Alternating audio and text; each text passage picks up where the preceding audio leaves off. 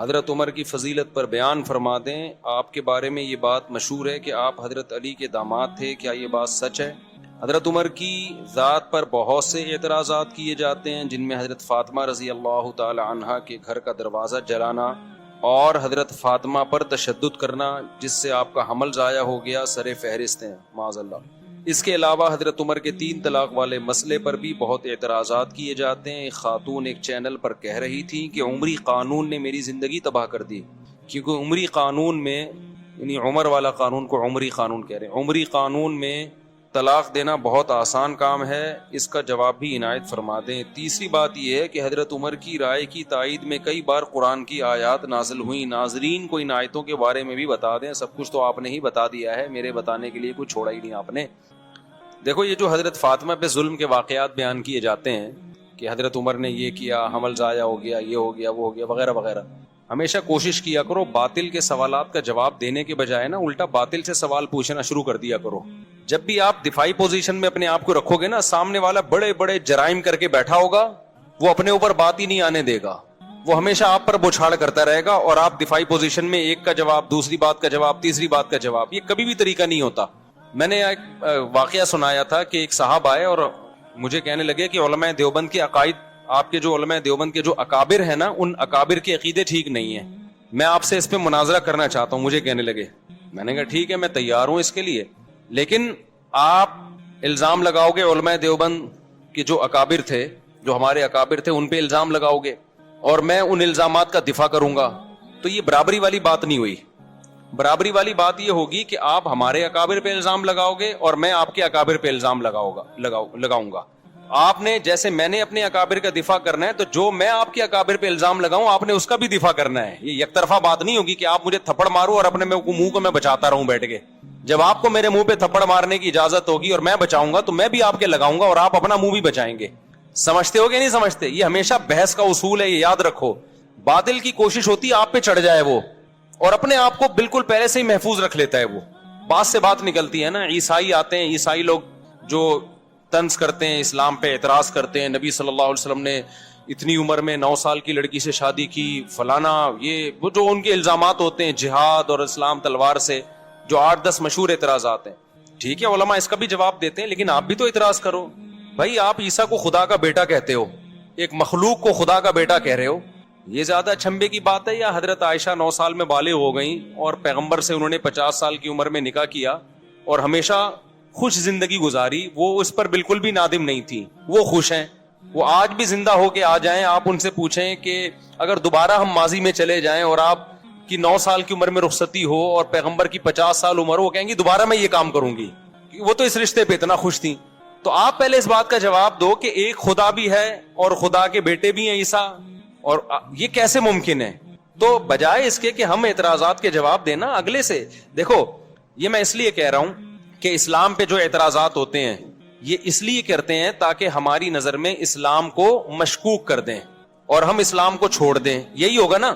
تو ہم اسلام چھوڑ کے جائیں کہاں؟ جدھر جانا ہے پہلے اس کا برحق ہونا تو ثابت کرو نا. بھائی ایک ڈاکٹر نے آپ کو بتایا یہ بھی نہیں کھانا، یہ بھی نہیں کھانا، اس سے بھی پرہیز، اس سے بھی پرہیز. آپ ڈاکٹر صاحب سے پوچھتے ہو کھانا کیا ہے، پھر ڈاکٹر کہ کچھ بھی نہیں کھانا. تو ڈاکٹر صاحب ایسا تو نہیں ہو سکتا، وہ تو یقینی مروں گا پھر میں بھوکا پیاسا. مجھے پہلے یہ بتاؤ یہ چھوڑنا ہے تو اس کے متبادل میں نے کھانا کیا ہے. وہ ڈاکٹر صحیح ڈاکٹر ہوگا، وہ کہے گا بھائی ٹھنڈا پانی مت پیو مگر گرم پی سکتے ہو، کھچڑی مت کھاؤ مگر روٹی کھا سکتے ہو، یا روٹی مت کھاؤ مگر کھچڑی کھا سکتے ہو. تو اسلام پہ جو لوگ اعتراض کرتے ہیں کہ اسلام میں یہ غلط یہ غلط، فرض کر لو تھوڑی دیر کے لیے مان لیا بھائی اسلام غلط ہے، اب کیا کروں میں؟ اب میرے پاس یا تو عیسائی مذہب ہے یا ہندو ہے یا سکھ بن جاؤں یا میں ملحد ہو جاؤں، خدا ہی کا انکار کر دوں، تمام مذاہب کا انکار کر دوں. اگر اسلام پہ 10 اعتراضات ہوتے ہیں، الحاد پہ 1000 اعتراضات ہوتے ہیں، ہندو مذہب پہ 2000 اعتراضات ہوتے ہیں، عیسائیت پہ 3000 اعتراضات ہوتے ہیں. تو بھائی پہلے مجھے جو میں آپ پہ اعتراض کروں گا اس کا جواب دو. میں عیسائیت سے سیٹسفائی ہوں گا، پھر میں عیسائیت اور اسلام کو کمپیئر کروں گا آپس میں. سمجھ میں نہیں آ رہی میرا خیال ہے بات؟ تو کبھی بھی ایسا نہیں ہو سکتا کہ باطل آپ پہ اعتراض کرتے رہے، آپ جواب دیتے رہے. اس میں زندگیاں کھپ جائیں گی آپ کی، کچھ بھی حاصل نہیں ہوگا. وہ کوئی نیا اعتراض نکال کے لے آئے گا، کل وہ کوئی نیا اعتراض نکال کے لے آئے گا. تو بجائے اس کے کہ آپ جو لوگ حضرت عمر پہ اعتراض کرتے ہیں نا کہ حضرت فاطمہ کے ساتھ یہ کیا، حضرت فاطمہ کے ساتھ معاذ اللہ نقل کفر، سیدھا سیدھا ایک جواب دیا کرو کہ حضرت علی رضی اللہ تعالی عنہ اس وقت زندہ تھے یا نہیں تھے؟ سیدہ فاطمہ حضرت علی کی زوجہ تھیں یا نہیں تھیں؟ تو آپ نے یہ حضرت عمر پہ اعتراضات کر رہے ہو، ان کو برا بلا معاذ اللہ کہہ رہے ہو، حضرت علی نے کیوں نہیں کیا یہ کام؟ نہیں، یہی بات میرا خیال ہے سمجھ. حضرت علی کیوں خاموش تھے کہ ان کی زوجہ کے ساتھ ظلم ہو رہا ہے، معاذ اللہ ان کی زوجہ کو مارا جا رہا ہے جس سے ان کا حمل ضائع ہو رہا ہے، معاذ اللہ میری بیوی کے ساتھ کوئی ایسا کرے میں خاموش رہوں گا؟ آپ ان کے ہاتھ پہ بیعت بھی ہو رہے ہیں، ان کو خلیفہ بھی مان رہے ہیں، اور حضرت عمر اور حضرت علی کے اتنے اچھے تعلقات کہ حضرت عمر جو کمیٹی بنا رہے ہیں 6 آدمیوں کی کہ میرے بعد کون خلیفہ ہوگا، اس میں سیدنا علی کا نام بھی ڈال رہے ہیں. واہ واہ واہ. حضرت علی کی زوجہ کے ساتھ اور پیغمبر کی صاحبزادی، ان سے بڑا کیا رتبہ ہو سکتا ہے؟ ان کے ساتھ معاذ اللہ ایک شخص اتنا ظلم کر رہا کہ وراثت معاذ اللہ نقل کفر وراثت نہ دے رہا ان کو، ان کا حمل ضائع کر دیا. اور حضرت علی کے اتنے اچھے تعلقات، حضرت علی سے ایک ضعیف روایت نہیں ملتی کہ حضرت عمر پہ انہوں نے طنز کیا ہو یا ان کو ظالم کہا ہو. اتنے اچھے تعلقات کہ عمر حضرت علی کے لیے کو خلیفہ کے لیے نامزد کر رہے ہیں اور ان کی بیٹی کو نکاح کا پیغام بھیج رہے ہیں. یہ شیعہ کتابوں میں بھی مل جائے گا آپ کو کہ حضرت علی نے حضرت علی کی بیٹی سے کس کا نکاح ہوا ہے؟ حضرت عمر کا. شروع میں حضرت علی نے نکاح کا پیغام مسترد کر دیا تھا، صرف اس بیس پہ کہ آپ کی عمر زیادہ ہے، اس بیس پہ نہیں کہ آپ ظالم ہیں، آپ نے میری زوجہ کے ساتھ معاذ اللہ اچھا سلوک نہیں کیا، عمر کے ایج ڈیفرنس کی وجہ سے. لیکن عربوں میں ایج ڈیفرنس کو کچھ زیادہ ویلیو نہیں دی جاتی تھی. بعد میں حضرت عمر سے انہوں نے اپنی بیٹی کا نکاح کیا. تو یہ کیا بات ہے، اپنی بیٹی کا نکاح بھی کر رہے ہیں، ان کو داماد بھی بنا رہے ہیں اور ان سے مشورے بھی لے رہے ہیں. حضرت عمر کا کوئی مجلس ایسی نہیں ہوتی تھی اہم جس میں کوئی جدید مسئلہ آیا ہو اور انہوں نے سیدنا علی کو اس میں مشاورت کے لیے شریک نہ کیا ہو. اور حضرت عمر یقینی طور پر حضرت علی کو اپنے بعد نامزد کر دیتے، لیکن حضرت علی کی عمر کی کمی کی وجہ سے، روایات میں ملتا ہے کہ عمر کی کمی کی وجہ سے حضرت علی نے 6 افراد کی کمیٹی بنائی. سمجھتے ہو کہ نہیں سمجھتے؟ تو ہم ان کے آپس میں تعلقات دیکھتے ہیں، کوئی ان میں نفرت نہیں تھی، ایک دوسرے کی تعریفیں، ایک دوسرے سے محبتیں. لیکن آج لوگ مدعی سست اور گواہ چست بنے ہوئے ہیں. تو باقی ایک انہوں نے جو سوال کیا ہے کہ حضرت عمر کے 3 طلاق والے مسئلے پر، وہ یہ میں نے جمعے میں بھی اس پر بیان کیا تھا. ایک خاتون کا کلپ وائرل ہو رہا ہے، وہ کسی اسکالر کو نا، مذہبی اسکالر کو انٹرویو دے رہی ہیں کہ عمر، یہ جو اہل حدیث حضرات کہتے ہیں نا حضرت عمر نے 3 طلاق کو 3 قرار دیا، نبی کے دور میں تو 1 ہوتی تھی، حضرت عمر نے کیا کر دیا؟ 3 طلاق کا قانون بنا دیا. تو میں نے تو خود اہل حدیثوں کی تحریریں پڑھی ہیں اس بارے میں کہ انہوں نے گھر اجاڑ دیا لوگوں کا، یہ کر دیا حنفیوں نے نا. حالانکہ اگر گھر اجاڑنا ہے تو پھر تو حضرت عمر نے کیا، اور شیعہ صاف لفظوں میں کہتے ہیں یہ گھر اجاڑنے کا کام کس نے کیا؟ حضرت عمر نے. اہل حدیث صاف لفظوں میں نہیں کہتے کیونکہ ان کو پتا ہے کہ عمر کی محبت ہے لوگوں کے دلوں میں، وہ حنفیوں پہ ڈال دیتے ہیں. میں نے خود اہل حدیث کا فتویٰ پڑھا ہے کہ انہوں نے 3 طلاق کو 1 قرار دیا اور نیچے لکھا کہ قرآن و سنت میں 3 1 ہوتی ہیں اور حنفی علماء کو اجازت نہیں ہے لوگوں کا گھر اجاڑے وہ. حالانکہ یہ کام پہلے قرآن نے کیا، پھر پیغمبر نے کیا، پھر ابو بکر نے کیا، پھر عمر نے کیا، پھر عثمان نے کیا، پھر علی نے کیا، پھر 4 اماموں نے کیا، تمام صحابہ نے کیا، تمام تابعین نے کیا. 7ویں صدی ہجری میں ابن تیمیہ رحمۃ اللہ علیہ کا ایک تفرد تھا، انہوں نے کہا نہیں 3 1 ہوتی ہے. 700 سال تک امت میں اہل سنت میں آپ کو ایک فتویٰ بھی نظر نہیں آئے گا کہ جس نے 3 طلاق کو 1 کہا ہو. 7ویں صدی میں ابن تیمیہ نے کیا، ابن تیمیہ رحمۃ اللہ علیہ نے، پھر ان کے شاگرد نے بھی اپنے استاذ کی رائے کو فالو کیا، ابن قیم نے، پھر ابن قیم کے شاگرد ابن رجب حنبلی، انہوں نے بھی اپنے استاذ کو فالو کیا. لیکن آخر عمر میں ابن رجب نے رجوع کر لیا اور یہ سخت الفاظ کہے وَعَلَمْ أَنَّهُ لَمْ يَثْبُتْ عَنْ أَحَدٍ مِّنَ الصَّحَابَةِ وَلَا مِنَ التَّابِعِينَ وَلَا مِنْ أَئِمَّةِ السَّلَفِ الْمُعْتَدِّ بِقَوْلِهِمْ فِي الْفَتَاوَى فِي الْحَلَالِ وَالْحَرَامِ شَيْءٌ صَرِيحٌ أَنَّ الطَّلَاقَ بَعْدَ الدُّخُولِ يُحْسَبُ وَاحِدَةً إِذَا سَبَقَ بِلَفْظٍ وَاحِدٍ. کہ انہوں نے کہا کہ کسی ایک حدیث میں بھی ہمیں نہیں ملتا، کسی ایک صحابی سے بھی نہیں ملتا، کسی ایک تابعی سے بھی نہیں ملتا کہ رخصتی کے بعد 3 کو کسی نے 1 قرار دیا ہو. صاف لفظوں میں رجوع کیا کہ میرے استاذ ابن قیم اور ان کے استاذ ابن تیمیہ اس مسئلے میں واضح غلطی پر ہیں، اس کی کوئی حیثیت نہیں ہے. رجوع کر لیا انہوں نے. اس کے بعد فقہ حنبلی میں، چونکہ یہ حنبلی تھے، ابن تیمیہ بھی، ابن قیم بھی اور ابن رجب بھی، اس کے بعد فقہ حنبلی میں یہ 3 طلاق کو 1 کہنا ختم ہو گیا. آئی بات سمجھ میں؟ فقہ حنبلی میں بھی اتفاق ہو گیا 3 کتنی ہے بھائی؟ 3 ہی ہوتی ہیں، کیونکہ یہ سب حنبلی مذہب کے بڑے بڑے ائمہ تھے. صدیوں یہ مسئلہ اسی طرح چلتا رہا. پوری امت میں 3 طلاقیں 3 ہوتی ہیں، 3 3 ہوتی ہیں، 3 3 ہوتی ہیں، یہاں تک کہ پھر شیخ بن باز جو سعودی عرب کے مفتی اعظم ہیں، جن کا تقریباً 15-20 سال پہلے انتقال ہوا. انہوں نے پھر ایک نئی رائے قائم کی کہ 3 کتنی ہوتی ہیں؟ 1 ہوتی.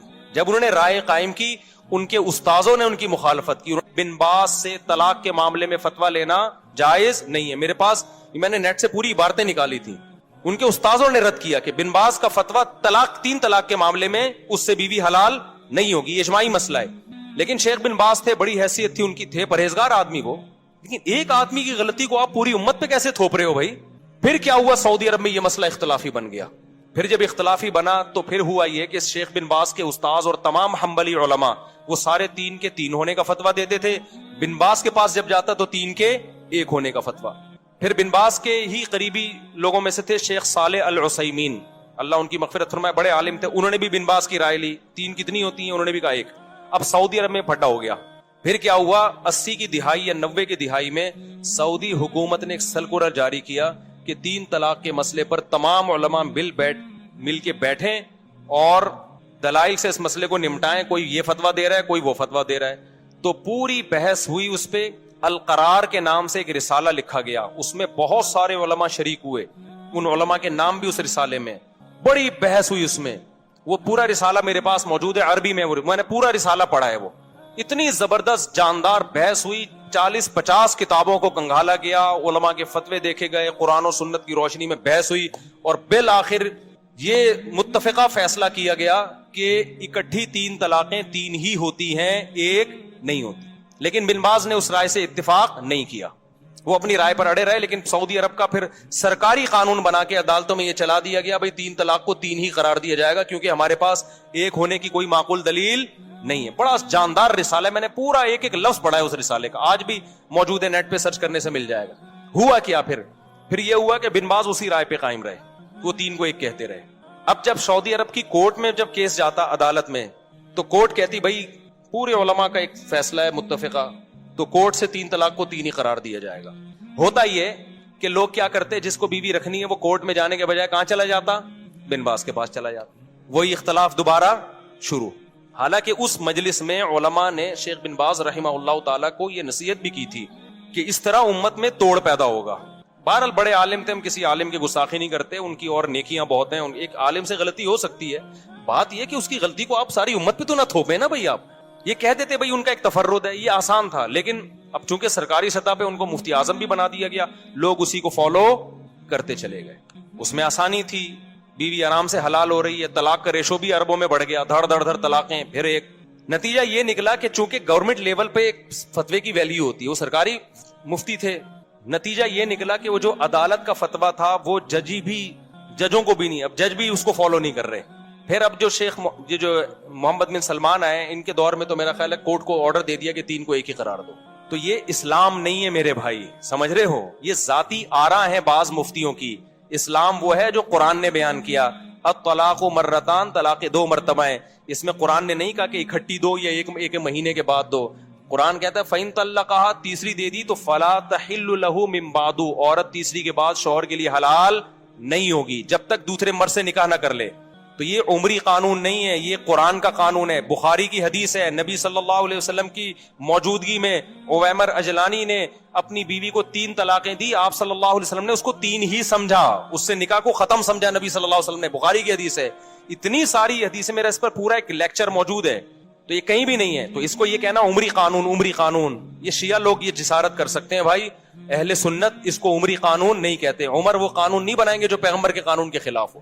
سمجھتے ہو کہ نہیں سمجھتے؟ یہاں اب وہ خاتون نے یہ کہا میرا گھر اجڑ گیا 3 طلاق کے بعد, میں مجبور ہو گئی ہوں حلالہ کرنے پر. وہ رو رہی ہیں, میں مجبور ہو گئی کس پر؟ دیکھو باطل جب بھی کوئی بات کر رہا ہوگا نا, بیچ میں ایک گڑبڑ کر رہا ہوگا, وہ اسی سے وہ لوگ اس کی اس بات کو نہیں اس طرف جاتے اور رونا دھونا شروع کرتے ہیں, ہائے بیچاری کے ساتھ ظلم ہو گیا. اسلام نے عورت کو حلالے پر مجبور کیا ہے. قرآن نے جب یہ کہا 3 طلاقیں دینے کے بعد عورت پہلے شوہر سے نکاح نہیں کر سکتی جب تک عدت کے بعد دوسرے مرد سے نکاح نہ کر لے, اس سے ہم بستری نہ ہو جائے اور وہ طلاق نہ دے دے, پھر عدت کے بعد پہلے سے کر سکتی ہے. اسلام, قرآن, حدیث یہ کہہ رہی ہے کہ عورت یہ کر سکتی ہے, یہ نہیں کہہ رہا کہ عورت کو اسلام اس پہ کیا کر رہا ہے, مجبور نہ کرے. بھائی کس نے کہا ہے کہ یہ کام کرے وہ؟ یعنی ایسا ہوتا نا, مرد نے 3 طلاقیں دی ہوتی, پھر ہم جا کے عورت کی کنپٹی پہ بندوق رکھتے, اب تو دوسرے مرد سے نکاح کر, نہیں کرے گی گولی سے اڑا دیں گے ہم, تو یہ دائرہ اسلام سے خارج ہو جائے گی. تو اب تو اس کے ساتھ ریلیشن بھی, فزیکل ریلیشن بھی قائم کر, نہیں کیا ٹھا گولی سے اڑا دیں گے ہم تجھے. اب تو وہاں سے طلاق لے, نہیں طلاق لی ٹھا گولی سے اڑا دیں گے ہم تجھے. اب طلاق لینے کے بعد دوبارہ پہلے مرد سے تجھے نکاح کرنا پڑے گا, نہیں کیا ٹھا ہم گولی سے اڑا دیں گے. پھر عورت روتی بھی اچھی لگتی, ہائے ہائے میرے ساتھ کیا ہو رہا ہے, مجھے مردوں کے سے جو ہے نا ریلیشن قائم کروایا جا رہا ہے. بھائی اسلام نے کہا کہ اس مرد سے آپ کا نکاح اب ختم, اب آپ انجوائے کریں لائف کو, عدت کے بعد کسی اور مرد سے نکاح کریں. آپ آئی بات سمجھ میں, آپ اس مرد کے ساتھ زندگی گزاریں. اگر آپ کو وہ مرد سمجھ میں نہیں آ رہا, آپ کے پاس آپشن ہے, آپ اس سے طلاق مانگ سکتی ہیں. تو یہ بے عزتی کر رہا ہے اسلام یا عزت دے رہا ہے اس کو؟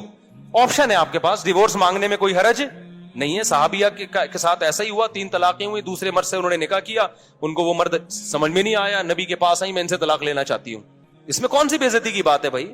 پھر اگر وہ طلاق دے دے ٹھیک ہے, نہیں دے تو گزارا کرو اس کے ساتھ, دے دے تو عدت گزر گئی آپ کی, آپ جہاں چاہیں نکاح کریں, اس میں کوئی بے عزتی کی بات ہے؟ تو پرانے والے سے کرنا چاہیں وہاں بھی کر سکتی ہیں, اس میں کوئی بے عزتی کی بات ہے؟ کسی اور مرد سے نکاح کرنا جب بے عزتی نہیں ہے, تو پرانے والا جو اپنے بچوں کا باپ ہے اس سے نکاح کرنا کہاں سے بے عزتی ہو گیا؟ اصل میں اس میں تڑپے گا وہ جس کی بیوی ہے, عذاب میں کون آئے گا؟ مرد. بے عزتی مرد کی ہو رہی ہے, ٹھیک ہے نا, جس نے غصے میں طلاقیں نکال دی اور اب رو رہا ہے. اب اسلام کہہ رہا ہے نا نا نا نا نا, تیری یہ محبوبہ جس کو تو نے غصے میں چھوڑا ہے, اب یہ کسی اور کے نکاح میں جائے گی, اور تو تیرے لیے وہ رات کیا ہوگی, ایسے جیسے آگ کے انگاروں پہ لیٹا ہوئے تو. اور آئندہ یہ لفظ زبان سے نکالنے سے پہلے تو 100 دفعہ سوچے گا. عذاب میں تو وہ آئے گا بندہ. دوسری بات یہ, خواتین یہاں یہ کہتی ہیں کہ جب عورت کو طلاق ہو گئی, ٹھیک ہے جی, وہ مجبور نہیں ہے کہ حلالہ کرے, وہ مجبور نہیں ہے, لیکن وہ بیچاری جائے گی کہاں؟ اس کا گھر تو اجڑ گیا نا, تو اس لحاظ سے تو وہ مجبور ہی اپنا گھر بسانے کے لیے اس کو یہ پروسیس سے گزرنا پڑے گا. اس کا جواب سمجھیں, وہ اس کا جو گھر اجڑا ہے نا, اور نیا گھر بسنا ممکن نہیں ہے یا مشکل ہے, وہ اسلام کی وجہ سے نہیں, وہ اسلام کو فالو نہ کرنے کی وجہ سے. یہ بار بار میں بتاتا ہوں, کیونکہ صحابہ کے دور میں مرد نے اگر 3 طلاقیں دی اور عورت کا نکاح ختم, تو 20 رشتے اس کے لیے پہلے سے اچھے مردوں کے ہوتے تھے, کیونکہ ایک ایک آدمی 2 3 بیویاں رکھتا تھا. لڑکیاں مارکیٹ سے کیا تھیں, شارٹ تھیں. لوگ انتظار کرتے تھے کسی کی بیوی بیوہ ہو یا طلاق ہو تو میں نکاح کروں اس سے. تو عورت کا گھر اجڑتا ہی نہیں تھا. اب جو گھر اجڑ رہا ہے وہ اسلام کی وجہ سے نہیں, بلکہ ایک بیوی پر جو اکتفا سب نے کر لیا ہے اور خواتین کے لیے رشتے نہیں ہیں, اس کی وجہ سے ان کے لیے مسائل ہو گئے ہیں.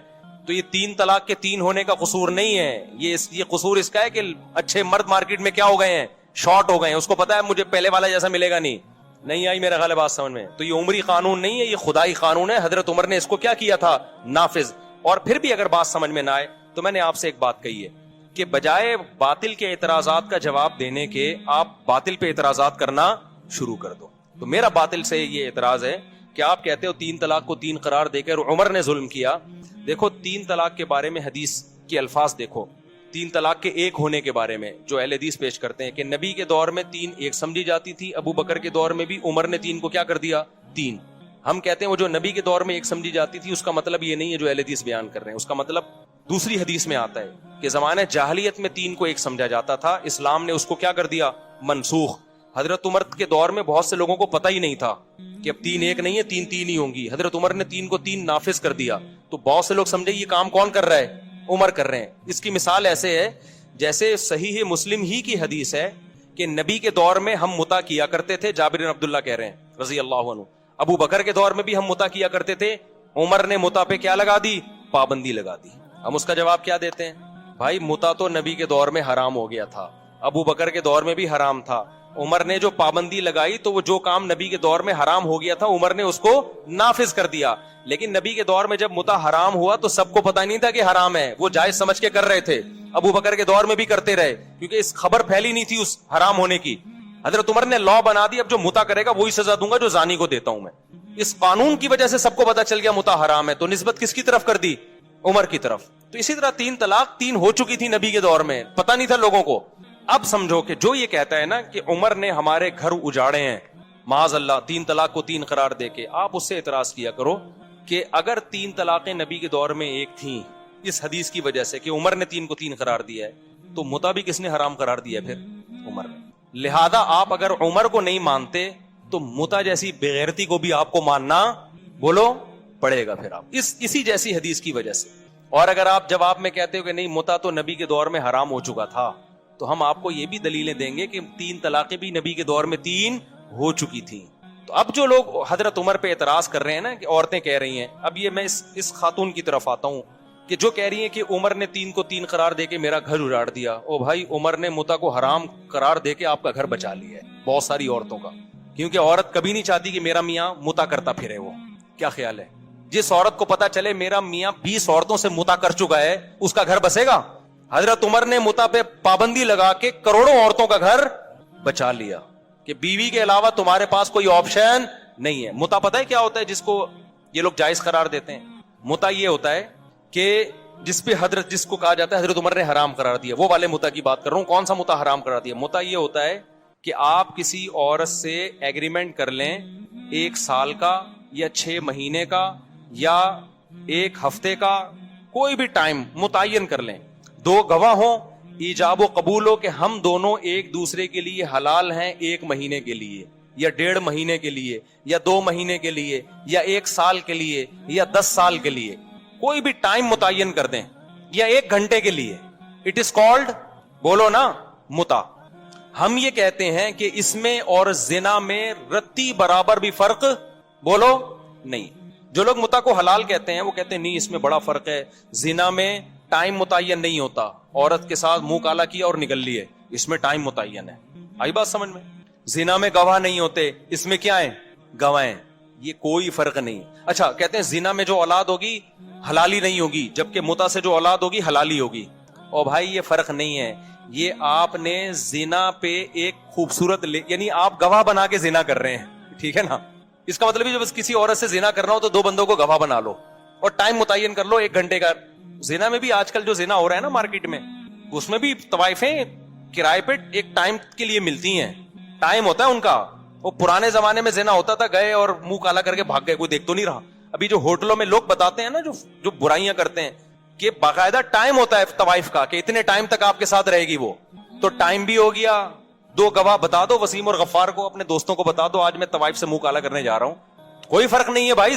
نکاح میں بڑا فرق یہ ہوتا ہے کہ نکاح ہمیشہ کے لیے ہوتا ہے. طلاق کیا ہے, ایک عارضہ ہے کہ آپ نے ہمیشہ کے لیے رہنے کا ارادہ کیا تھا, بیچ میں آپ نے اس کو کیا کر دیا, ڈسکنیکٹ کر دی, اس رشتے کو توڑ دیا کسی بھی وجہ سے آپ نے.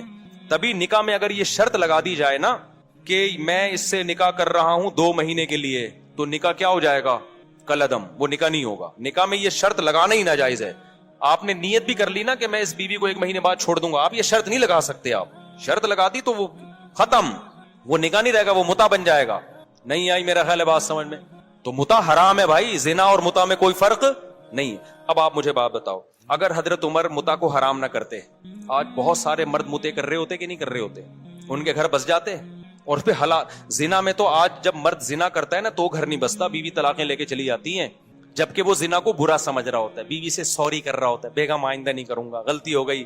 متع جس پہ عمر نے پابندی لگا کے عورتوں کے پر بڑا احسان کیا, ان کے گھر بسا لیے, وہ جب متع لوگ کرتے تو پکڑے جاتے تو بیگم سے کہتے بیگم حلال ہے. جیسے میں دوسری شادی کے بعد پکڑا گیا تھا تو میں نے کیا کہا تھا, حلال ہے یہ, لیکن شادی تھی نا وہ. تو جو متع کرتے ہوئے پکڑا جائے گا وہ کیا کہے گا, بھائی برا تھوڑی ہے, پابندی کس نے لگائی ہے, عمر نے. دیکھو صحیح مسلم کی حدیث ہے, نبی کے دور میں بھی ہوتا تھا, ابو بکر کے دور میں بھی ہوتا تھا, پابندی کس نے لگا دی, عمر نے. تو بتاؤ عمر عورتوں کا گھر اجاڑ رہا ہے یا بنا رہا ہے؟ عمر نے پابندی لگائی. کیا پابندی لگائی تھی؟ پابندی تو اس پہلے سے لگی ہوئی تھی. عمر نے بولا, حضرت عمر نے, اب جو متع کر کے آیا نا شادی شدہ کرے گا پتھروں سے مار کے رجم کروں گا, کیونکہ لوگ کہتے تھے یہ زنا نہیں ہے. حضرت عمر نے کہا ایسی کوئی دلیل نہیں سنوں گا میں, نہیں یہ بات میرا خیال ہے سمجھ میں. انہوں نے بولا کہ رجم کروں گا, پتھروں سے ماروں گا میں. یہ دلیل نہیں ہے کہ جی یہ گواہوں کی موجودگی میں ایجاب و قبول ہو رہا ہے. تو جو لوگ کہتے ہیں کہ متع حلال ہے تو انہوں نے عورتوں کا گھر کیا کر دیا, تباہ کر دیا.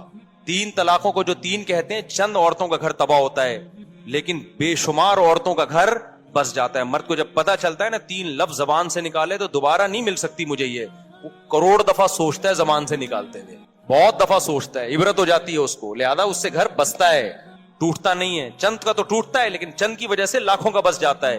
اور جنہوں نے متع کو حلال کر دیا تو خود عورت سوچے اپنے سینے پہ پتھر رکھ کے کہ آپ کا میاں ایک کام جائز سمجھ کے منہ کالا کر رہا ہو, آج اس عورت سے متع کیا. کیونکہ جب متع جو لوگ حلال کہتے ہیں پھر ان کی کوئی لمٹ تھوڑی ہے کہ 20 سے حلال ہے 21ویں سے حرام ہے. کہتے ہیں سب حلال ہے, بس حلال ہے, جتنا بچاؤ متع کرو.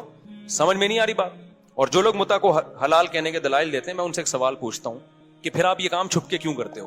اس کا مطلب آپ کا ضمیر اندر سے کہہ رہا ہوتا ہے کہ یہ اچھا کام، بولو نکاح چھپ کے کیا جاتا ہے کھلے عام. کچھ لوگ چھپ کے دوسری شادی اس لیے کر رہے ہوتے ہیں کہ پٹنے کا خوف ہوتا ہے. وہ چھپن ایک الگ چیز ہوتی ہے کہ پٹیں گے سسرال سے، سسرال نہ ہوتا تو وہ بھی بتا کے کر رہے ہوتے، لیکن شرمندگی کی وجہ سے نہیں چھپ رہے ہوتے، سائڈ افیکٹ کی وجہ سے چھپ رہے ہوتے ہیں، اور چند دن چھپتے ہیں اس کے بعد بتا دیتے ہیں وہ بھی. لیکن متع کبھی بھی کوئی اوپنلی نہیں کرتا کہ حضرات ایک اعلان سماعت فرمائیے، جمعے کو میرا متع ہے، آپ لوگ تشریف لائیے گا، میں متع کر رہا ہوں اس سے. اور خاتون کہہ رہی ہوں کہ میں بھی متع کر رہی ہوں اس سے. بہت ہی کوئی غیرت لیس ہوگا تو یہ کام کرے گا. نکاح میں لوگ اپنی بیٹیوں کے لیے رشتے تلاش کر رہے ہوتے ہیں، مولوی صاحب سے دعائیں منگوا رہے ہوتے ہیں، مولوی صاحب میری بچی جوان ہو گئی ہے، کوئی اچھا ڈھنگ کا داماد مل جائے، نکاح کرنا چاہتا ہوں. چھپ کے نہیں کرتے، کھلے عام بتاتے ہیں. متع میں کوئی بتایا گا میری بیٹی متع کرنا چاہتی ہے، کوئی اچھا متع کرنے والا ہو؟ تو اگر عمر نہ ہوتے، حضرت عمر نے نا گورنمنٹ لا بنا کے پابندی لگائی، عمر نہ ہوتے تو متع کے بارے میں مسلمان کنفیوژن میں ہوتے، لوگ بہت سارے اس کو حلال سمجھنا شروع کرے. عمر نے غیرت والا کام کیا، انہوں نے بولا اب جو متع کر کے آئے گا ایسی کی تیسی کر دوں گا میں اسے. تو یہ عمر کا ہم پر کیا ہے احسان ہے کہ ہمارے گھروں کو بچایا عمر نے. ایک زنا پہ ہمیں حلال کا لیبل لگانے سے عمر نے بچا لیا. سمجھتا ہے نہیں سمجھتا. باقی جو غصے میں 3 طلاقیں دے کے ان کے گھر اجڑتے ہیں، بھائی غصے میں کنٹرول کرو اپنے آپ. بلکہ عمر نے ہم پر احسان کیا کہ ہمیں غصے میں اپنی زبان پہ کنٹرول کرنا سکھا دیا، ورنہ دڑا دڑ دیتے رہتے، طلاق کو کھیل بناتے رہتے. آج بہت سے لوگ ہیں جب بات آتی ہے بیگم کو طلاق نکالتے ہیں، طلاق نکالتے ہیں. عورت کو اس سے تکلیف ہوتی ہے، ہم سب کچھ کر لیتے ہیں بھائی طلاق نکالتے ہیں، ہم خود کانپنے لگتے ہیں، بھائی یہ تو تیر ہے، کمان سے نکل گیا تو واپس نہیں آئے گا. کتنے کیسز لوگوں کے میرے پاس آتے ہیں. ہمارے محلے میں ایک صاحب تھے، لڑتے تھے نا بیوی سے، روزانہ لڑائی. پھر ان کو غصہ آتا طلاق دوں گا، کانپتے تھے یوں کر کے، کہتے میں تو دے دوں گا ہی. 10 سال سے کہتے رہے، نکالی نہیں. ان کو پتا تھا بھائی نکل گئی تو بیگم گئی ہم سے. کتنے لوگ، یہ تو آپ کے سامنے تو وہ کیس آ رہے ہیں نا جنہیں غصے میں دے دی ہے. ایسے بہت سارے کیس ہیں، بہت غصہ آیا نہیں تھی انہوں نے، اور جو غصے میں دے دیتے ہیں. تو اسلام یہ چاہتا ہے کہ جو آدمی پاگل ہے نا غصے میں، تو اس پاگل کا حق ہی نہیں ہے کہ بیوی رکھے وہ، کیونکہ جب غصے میں 3 نکال رہا ہے تو کل غصے میں چاقو بھی مار سکتا ہے، کل غصے میں پسٹل بھی چلا سکتا ہے. آج بول دیتے ہیں مجھے غصے میں پاگل ہو گیا تھا میں نے دے دی ہے. میں کہتا ہوں بھائی تیرے پاس بندوق ہوتی تو غصے میں 3 فائر کر دیتا. کوئی عدالت چھوڑتی ہے آپ کو؟ اسلام میں غصے کے احکام قابل معافی نہیں. آپ نے غصے میں اگلے کا جبڑا پھاڑ دیا، اب پولیس آئی ہے کیا ہوا، کہنا یار غصے میں ہو گیا سوری. کوئی دنیا میں کہیں بھی غصہ ایسی چیز نہیں ہے جو قابل معافی ہو. اور انسان کی آزمائش ہے ہی غصے میں میرے بھائی. نارمل میں تو کوئی بھی الٹے کام نہیں کر رہا ہوتا. تبلیغ جماعت کے ایک بزرگ تھے نا، ان کے پاس ایک شخص آیا، ہم نے غصے میں بیوی کو 3 طلاقیں دی، بہت شدید غصہ تھا. انہوں نے کہا یار آج تک ہم نے نہیں کبھی دیکھا کہ محبت سے بیوی کو کسی نے 3 طلاقیں دی، کہ جا میری پیاری تو مجھے بہت پیاری لگتی ہے تجھے طلاق ہے. ایسا کہیں نہیں. تو غصے میں ہی تو پاگل ہوتے ہیں، اور پھر غصے میں ہی سزائیں ملتی ہیں. قتل جتنے ہوتے ہیں، ہمارے ایک دوست نے قتل کیا، مجھے آ کے بتا رہے، کہہ رہے ہیں غصے میں نے بندہ مار دیا، اپنے دوست کو مار دیا. کہہ رہے مجھے اتنی ندامت ہے کہ میرے سکون نہیں مل رہا مجھے. سارے الٹے کام کس طرح ہوتے ہیں میرے بھائی. ابھی ایک کیس چل رہا ہے، میں اس میں پڑھا ہوں سلو کے لیے. غصے میں اپنے چچا زاد بھائی کو بندے نے قتل کر دیا، اور اتنا رو رہا ہے کہ یار میں نے، میرا محسن تھا وہ، میرے بڑے بھائیوں کی طرح اس نے مجھے بچپن سے پالا. میرے پاؤں میں آ کے نا ناک رگڑ کے چیخیں مار کے رو رہا تھا بندہ قاتل. کہہ رہے مجھ سے کیا ہو گیا مفتی صاحب، میں نے اپنے چچا زاد بھائی جو میرے سگے بھائیوں کی طرح تھا میں نے مار دیا اس کو. اتنا رو رہا ہے. کیوں؟ غصے نے کیا کر دیا اس کو، پاگل. تو کیا کیس نہیں بنے گا؟ کیا پولیس چھوڑ دے گی؟ نہیں، یہی بات میرا خیال. اب اگر اس کو پولیس لٹکاتی ہے، عدالت لٹکاتی ہے پھانسی کے پھندے پہ، لوگ کہتے ہیں یار بیچارے سے غصے میں پسٹل چل گئی، اتنا رو رہا ہے یار، چھوڑو یار. قرآن کیا کہتا ہے، وَلَكُمْ فِي الْقِصَاصِ حَيَاةٌ، اے لوگو قصاص میں زندگی ہے. ایک لٹکے گا، 20 لوگ قتل کرنے سے بچ جائیں گے. تو اسی طرح یہاں بھی ہے، 3 طلاقوں میں گھر بسانا ہے، اجاڑنا نہیں ہے. چند لوگ 3 دیں گے، ان عبرت کا نشان بنیں گے، باقی لوگ کی زبانیں بند ہو جائیں گی، بولیں گے بھائی کچھ بھی زبان سے نکالو، طلاق کا لفظ زبان سے نکالنے کا نہیں ہے بات میرا خیال ہے سمجھ میں. ابھی یہ کہتے ہیں اسلام میں طلاق بہت آسان ہے، بہت مشکل ہے اسلام میں، کیونکہ اس کا سائڈ افیکٹ بہت زیادہ ہے. دوسروں کے ہاں بظاہر بڑی مشکل ہے طلاق، لیکن بہت آسان ہے. ان کے ہاں ہندوؤں میں کورٹ وورٹ میں جانا پڑتا ہے، لیکن اتنی آسان ہے تبھی تو دھڑا دھڑ ہو رہی ہیں طلاقیں. ہمارے یہاں بہت آسان ہے لیکن حقیقت میں بہت مشکل ہے، تبھی ہمارا فیملی سسٹم کامیاب ہے. تو یہ تو حضرت عمر پہ اعتراض کا میں نے جواب دیا، بات لمبی ہو گئی. اور پتہ نہیں کیا لکھا ہے انہوں نے حضرت عمر کے بارے میں. تیسری بات یہ کہ حضرت عمر کی رائے کی تائید میں کئی بار قرآن کی آیتیں، یہ تو بہت دفعہ ہوا ہے. حضرت عمر نے نبی صلی اللہ علیہ وسلم سے فرمایا کہ اپنی خواتین کو حکم دیں پردہ کیا کریں. آپ صلی اللہ علیہ وسلم نے نہیں حکم دیا. قرآن کی آیتیں نازل ہو گئیں. یا ایھا النبی قل لازواجک وبناتک ونساء المؤمنین یدنین علیہن من جلابیبہن. غزوہ احد میں یعنی اللہ نے حکم دے دیا کہ پردہ کروائیں. اے نبی اپنی ازواج کو بھی اور مومنین کی بیٹیوں کو بھی کہتے ہیں آپ پردہ کریں. کس کی تائید میں نازل ہوئی ہے؟ حضرت عمر کی. حضرت عمر رضی اللہ تعالی عنہ کی رائے یہ تھی. ایک اور مثال تھی بڑی زبردست, میرے ذہن سے نکل گئی, وہ بہت زبردست مثال تھی. حضرت عمر کا ایک مشورہ تھا ہاں جنگی قیدیوں کے بارے میں. جب بدر میں قیدی آئے نا تو حضرت عمر نے حکم دیا ہر شخص اپنے رشتہ دار کی گردن اڑا دے. نبی صلی اللہ علیہ وسلم نے کہا کہ نہیں فدیہ لے کے چھوڑ دیں ہم ان کو. قرآن کی آیتیں نازل ہوئیں. نہیں یہ تو الگ آیت ہے, حرمت علیکم امہاتکم, اس کا اس سے کوئی تعلق نہیں. ٹھیک ہے. لولا کتاب من اللہ سبق لمسکم فیما اخذتم فیہ عذاب عظیم.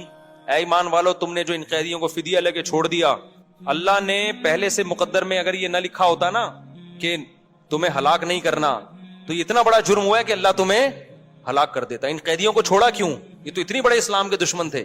تو کس کی رائے صحیح ہوئی؟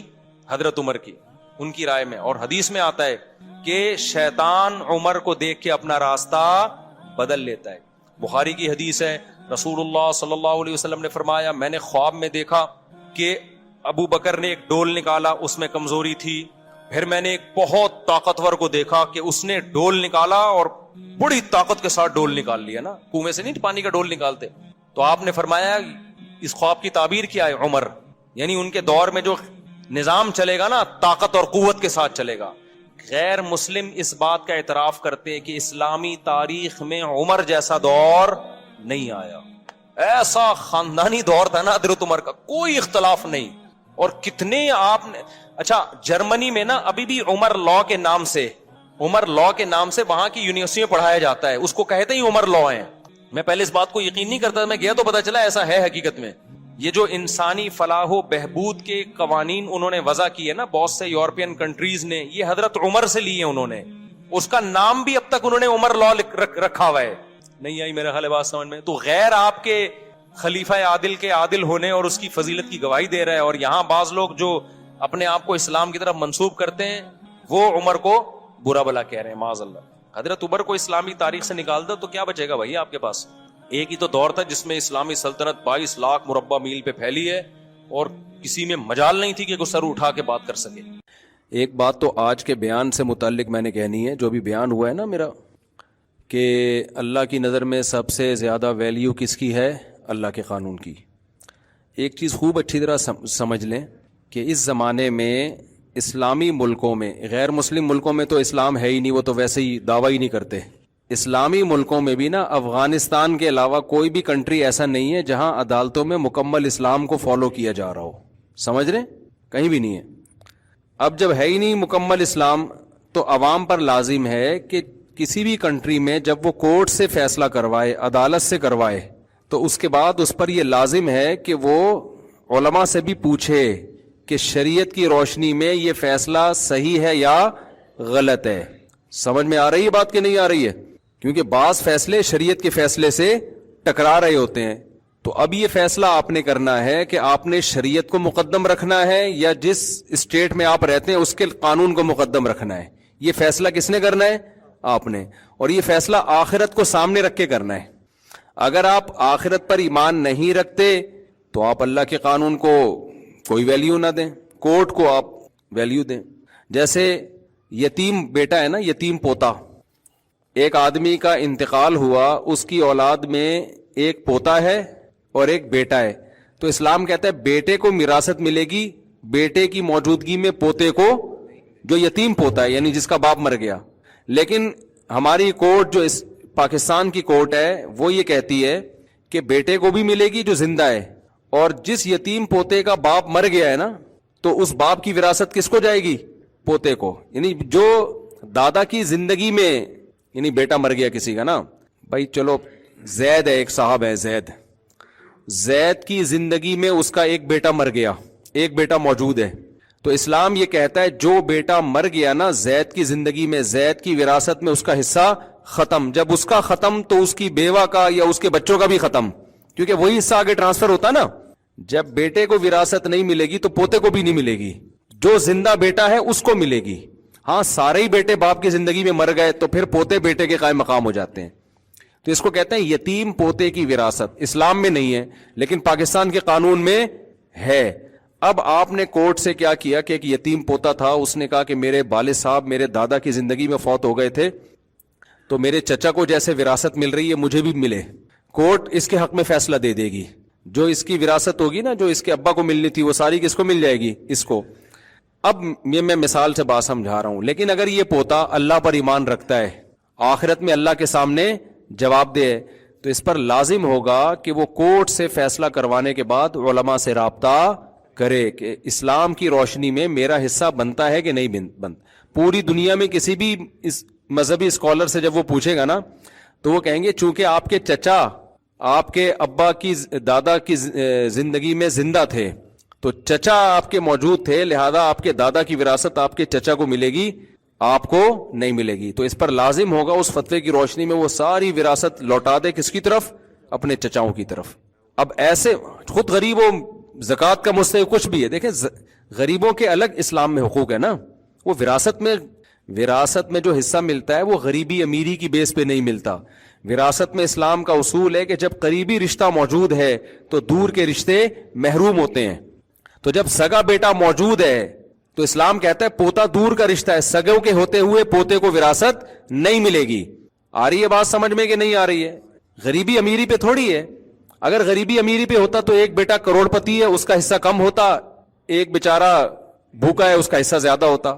اسلام میں دونوں کا حصہ کیا ہے؟ سیم ہے, اس لیے کہ بیٹے دونوں ہیں نا, بیٹا ہونے کی حیثیت پہ ملے گا. تو جب بیٹا موجود ہے تو پوتا کو نہیں ملتا.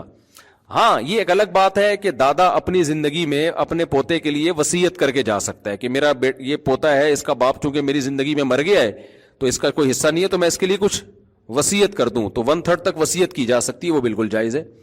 لیکن اگر وصیت نہیں کی ہے تو اس کو کورٹ سے حصہ اگر ملے گا تو شرعن اس کے لیے وہ حلال نہیں ہو جائے گا, حرام کا حرام ہی رہے گا. اگرچہ کورٹ اس کو لیگل کہے گی, لیکن آپ کسی بھی مذہبی اسکالر سے پوچھیں گے جس کے پاس نالج ہو, آج کل تو ہر آدمی جس کا منجن بک نہیں رہا ہوتا نا مفتی بن کے فتوے دے رہا ہوتا ہے. یوٹیوب پہ آپ کو بہت سارے منجن بیچنے والے ملیں گے, جس کی جو فیلڈ نہیں ہے اس میں ٹانگ رہے. پراپر اسکالر ہو یا دارالفتہ ہو, پراپر ادارہ ہو, ان سے آپ فتویٰ لیں گے تو دنیا میں کہیں سے بھی فتویٰ لیں گے وہ کہیں گے بھائی یہ اس پوتے کی وراثت کا حصہ نہیں ہے. اب اس پہ رونے دھونے والے بہت ہوں گے, ہائے اللہ یہ بیچارہ, ہائے یوں. وہ بیچارہ ایک طرف رکھو, خدا کے قانون کو فالو, اس کو ویسے تعاون کر دیں اس کے ساتھ کہ بھائی ویسے بھی اخلاقی بھی تو کچھ ذمہ داریاں ہوتی ہیں نا, تو ویسے اس کو تعاون کریں.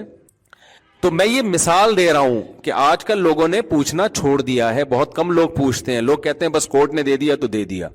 اکثر میں ایک واقعہ بیان کرتا ہوں, وہ میں دوبارہ آج کے موضوع کے حساب سے ریپیٹ کر رہا ہوں. وہ واقعہ یہ ہے کہ ایک خاتون نے امریکہ سے 2-3 سال پہلے مجھے فون کیا. ان کی اپنے شوہر سے بہت ساری لڑائیاں تھیں, جھگڑے تھے, پڈے تھے, ان کے الزامات تھے میرا شوہر یوں میرا شوہر یوں وغیرہ جو ہوتے ہیں میاں بیوی میں, صحیح بھی ہوتے ہیں غلط بھی ہوتے ہیں, ہر طرح کے چل رہے ہوتے ہیں. بہرحال جی ڈیورس ہو گئی, نہیں ان کے شوہر نے ان کو ڈیورس دے دی. اب جب ڈیورس دی ہے تو امریکہ کے لاء میں یہ ہوا کہ جی آپ اپنی پراپرٹی آدھی اپنی وائف کو دیں گے. تو خاتون کو لائر مل گیا, اس نے کہا کہ میں آپ کو کروڑوں روپے بن رہے تھے. اس عورت نے مجھے فون کیا, اس کے دل میں اللہ کا خوف تھا نا. اس نے کہا میرے شوہر نے مجھے طلاق دے دی ہے, ظالم تھے, ٹھیک رویہ نہیں تھا, اب جب ڈیورس دی ہے تو مجھے آدھی پراپرٹی مل رہی ہے. میں نے کہا یہ آپ کے لیے لینا حلال؟ بولے نہیں ہے. اسلام کا قانون یہ ہے کہ شوہر نے طلاق دے دی ہے تو جو مہر تھا وہ دینا پڑے گا اس کو, اس کے علاوہ اور نان نفقہ جو 3 مینسز تک عدت پوری ہونے تک جو بیسک نان نفقہ ہے نا آپ کا, رہائش بھی اس کے ذمے ہے اور کھانا پینا بھی اس کے ذمے ہے. اس کے علاوہ آپ کچھ بھی نہیں لے سکتی. تو انہوں نے کہا وہ تو ایسا تھا, وہ تو ویسا تھا. میں نے کہا ایسا جیسا بھی تھا تو چھوڑ دیا نا اب اس نے, جان چھوڑ گئی نا آپ کی. بھائی غلط آدمی سے شادی ہو گئی تو جان چھوڑ گئی آپ کی, کہیں اور شادی کریں آپ. لیکن یہ نہیں ہو سکتا کہ وہ آپ کو آدھی پراپرٹی, وہ امریکہ کا لاء ہے, وہ اپنے حساب سے جو مرضی قانون سازی کریں. لیکن آج جو میں نے بیان کیا نا وہ یہی سمجھانے کے لیے کہ بھائی کہیں بھی کوئی لاء ہے, سب سے پہلے آپ نے کس کو فالو کرنا ہے؟ اللہ کے. تو اللہ کی نظر میں وہ آپ کے لیے حلال نہیں ہے. اس نے کہا بھائی میرا لائر کہہ رہا ہے یہ تو میرا شوہر دے گا. میں نے کہا دے گا, آپ کے لیے حلال نہیں ہوگا, وہ آپ کو لے کے بھی واپس ہی کرنا ہے. آخرت کا اگر خوف آپ کے دل میں ہے تو انہوں نے پھر کہا کہ ٹھیک ہے. میں کہہ رہی میں نے پوچھا اس لیے کہ شرعی طور پہ یہ حلال ہے ہی نہیں. تو مجھے لگا کہ میری تاریخ میں ایک عورت ایسی ہے, میری زندگی میں جس نے کروڑوں روپے ٹھکرا دیے, کس کی خاطر؟ خدائی قانون کی خاطر. میں نے ان خاتون کا واقعہ کئی بار بیان میں سنایا ہے, تو یہی ہم سمجھانا چاہ رہے ہیں. اور اللہ کا, میں نے کہا یار اس کا میاں کتنا فضول آدمی ہے, اتنی نیک عورت جو لاکھوں روپے چھوڑ رہی ہے, کروڑوں روپے چھوڑ رہی ہے, کس کے خوف سے؟ تو بتاؤ وہ شوہر کا حق نہیں اللہ کے خوف سے ادا کرے گی؟ حق ادا کرنا آسان ہے, کروڑوں روپے چھوڑنا مشکل ہے. کروڑوں روپے کہیں مل رہے ہو نا تو سارے حقوق بھی ادا کر ہو جاتے ہیں. لیکن اس نے کس کے لیے چھوڑا؟ تو مجھے لگا کہ اس کا میاں واقعی بڑا ہی کوئی غیرت لیس قسم کا آدمی ہے. اور یہ کرنے کے بعد بھی اس کے میاں نے رجوع نہیں کیا. اور نے کہا چلو جی آپ لے لیں پیسے, مجھے نہیں چاہیے کیونکہ اللہ کا حکم ہے. وہ بھی گھننا بن کے بیٹھ گیا. حالانکہ اس کو تو چاہیے تھا کہ وہ اس کے پاؤں میں گر جاتا ہے کہ تمہارے دل میں اتنا اللہ کا خوف ہے. دیکھو میاں بیوی ایک دوسرے کے حقوق ایک دوسرے کے خوف سے ادا نہیں کرتے. کس کے خوف سے ادا کرتے ہیں؟ اللہ کے خوف سے. تو جس کے دل میں اللہ کا خوف ہے وہ تو پورے حقوق ادا کرے گا. ہمارے نبی صلی اللہ علیہ وسلم سب سے زیادہ اللہ سے ڈرنے والے تھے یا نہیں تھے؟ عرب میں عورت کو پاؤں کی جوتی سمجھا جاتا تھا. جو بیٹی کو پیدا ہونے پہ دفن کرتے ہوں ان کے ہاں بیٹی کی کیا ویلیو ہوگی. لیکن ہمارے نبی نے عرب کے کلچر کو فالو کیا, یہ خدا کے قانون کو. آپ نے بیوی کو اتنی عزت دی کہ ایک صحابی کہہ رہے ہیں کہ آپ ہماری دعوت میں آئے, آپ نے فرمایا کہ عائشہ کو بھی بلاؤ گے تو آؤں گا ورنہ نہیں آؤں گا میں. تو یہ کلچر کی وجہ سے ہو رہا ہے, یہ خدا کی وجہ سے ہو رہا ہے, اللہ کی وجہ سے ہو رہا ہے نا. عرب کیا کر رہے ہیں کہ بیٹی کو زندہ دفن کرتے ہیں. غیرت کا خامخواہ کا مسئلہ بنایا ہوا. ہمارے نبی اپنی بیٹی کی بیٹی نواسی, ان کو آپ نے کندھے پہ بٹھا کے فرض نماز پڑھائی ہے. تو یہ کلچر کو فالو کیا, عرب کے قانون کو فالو کیا, یا خدا کے خوف کی وجہ سے خدا کو فالو کیا ہے؟ تو آپ کو خدا کو جب آپ فالو کرتے ہیں نا, آپ زیادہ اچھے طریقے سے حقوق ادا کرتے ہیں. خدا کو فالو نہیں کرتے نا, تو وہ جو اس آدمی کی بیوی کو 1 کروڑ روپے مل رہے ہیں وہ خدا کے خوف میں تھوڑی وہ آدمی دے رہا ہے, وہ امریکہ کے ڈنڈے کے خوف میں دے رہا ہے. ورنہ تو 5 روپے نہ دے. وہ طلاق ہی اسی وجہ سے لے رہی تھی کہ نان نفقہ نہیں دے رہا تھا, نالائق.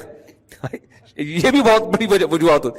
اللہ کے خوف سے نان نفقہ نہیں دے رہا, کورٹ میں کیس کیا تو کروڑوں روپے دے رہا ہے وہ. یہ کیا حقوق ہے بھائی؟ تو جب تک اللہ بیچ میں نہیں ہوگا نا, آپ ایک دوسرے کے حقوق ادا نہیں کرو گے. تو یہ میں فلسفہ سمجھانے کے لیے, یہ کینیڈا والے بھائی کو بھی, امریکہ والے بھائی کو بھی میں نے اسپیشل یہاں بٹھایا کہ آپ 10 منٹ اور بیان سن کے جائیں. آج تک میں نے کسی کو زبردستی بیان نہیں سنا, ان کو زبردستی سنا رہا ہوں میں, کیونکہ وہاں تو بہت سارے غیر شرعی قوانین ہیں. تو اس خاتون نے کہا ٹھیک ہے میں وہ سارا واپس کروں گی, مجھے وہ اس نے فون ہی اسی وجہ سے کیا. تو اب میں جو آگے بات سمجھا رہا ہوں اس کو بھی سمجھو کہ پاکستانی عدالتوں میں بھی بہت سے قوانین ایسے ہیں جو شریعت کے اگینسٹ ہیں. چند قوانین کی اور مثال دوں. دیکھو آپ جب اپنا گھر بیچتے ہو, اسلام نے پڑوسی کو یہ رائٹ دیا ہے کہ وہ شفا کر کے آپ سے گھر خرید سکتا ہے, کیونکہ حدیث میں آتا ہے جار الداری احق بدار الجار, پڑوسی کے گھر کا پڑوسی زیادہ حقدار ہے. عربی میں جو عبارت ہے نا بڑی دلچسپ ہے, اس کا ترجمہ ہی بنتا ہے گھر کا پڑوسی, آپ کے گھر کا پڑوسی پڑوسی کے گھر کا زیادہ حقدار ہے. آپ کی زمین ہے یا آپ کا گھر ہے, آپ اگر بیچ رہے ہیں تو آپ پڑوسی کی پرمیشن کے بغیر تھرڈ پارٹی کو نہیں بیچ سکتے, وہ زیادہ حقدار ہے. اگر آپ نے وہ گھر زید کو بیچ دیا 1 کروڑ روپے میں, پڑوسی کہتے ہیں 1 کروڑ میں دینے کے لیے تیار ہوں, تو اسلام آپ کو پابند کرتا ہے کہ تھرڈ پرسن کے بجائے آپ نے پڑوسی کو 1 کروڑ میں بیچنا ہے. ہاں پڑوسی 1 کروڑ دے رہا ہے, سامنے والا 1.5 دے رہا ہے یا زیادہ دے رہا ہے, پھر سامنے والا حقدار ہے.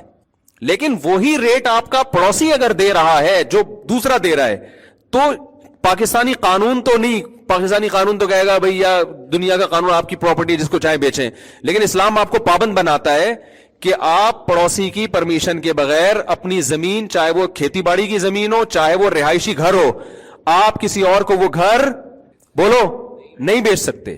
اس صورت میں بیچ سکتے ہیں کہ سامنے والا پیسے زیادہ دے رہا ہے, لیکن اگر وہی ریٹ سامنے پڑوسی کے ہے تو پھر آپ کو پڑوسی کو بیچنا پڑے گا.